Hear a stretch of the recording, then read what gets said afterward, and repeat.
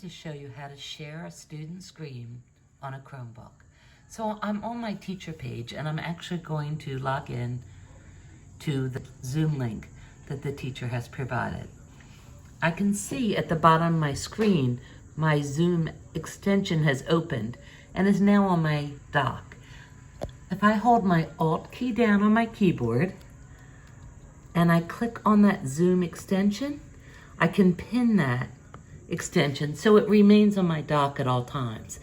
I find this really helpful if I want to ask my students to use their email address when logging in. If I close this window and leave the meeting, the Zoom extension remains, and I actually can come to the sign-in window where I may ask my students to sign in with Google so I know who's exactly in my meeting room. I could select my teacher's meeting from the drop-down, and they could go back to it over and over, or I could go back to my page where my Zoom meeting was listed on my welcome page with the login with Zoom.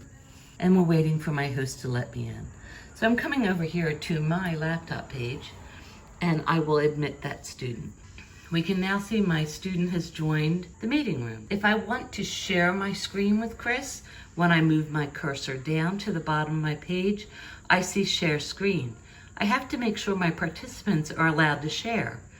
If I click on this button, I now have just updated my Zoom, so I have a pop-up window that makes sure that I say all participants are allowed to share. When you click on the green arrow, if you don't have the update, you'll have a pop-up window right down the bottom of the screen here that says share, allow all participants to share. Once I've allowed all participants to share, I can come back over to my student screen. I can do the same thing and hover to the bottom of my page and share my screen. And I want to share my desktop. Click on the desktop and click share. When I come back to my teacher page, I can see that the student is now sharing. I have an option to have them stop sharing at any time.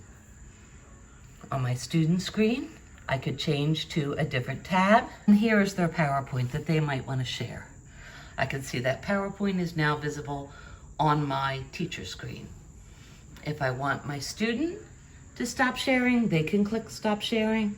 If I want to stop them as a teacher, I could click stop sharing. Once a student has shared, they also have an option on their Zoom button at the bottom to share via Zoom. You can see the option is there, but it's not necessary to use since you've already allowed them to share within the meeting. I'm going to stop sharing as a student, and you can see that on my teacher page, I'm back to controlling the screen and that I can continue to share my content or have another student share.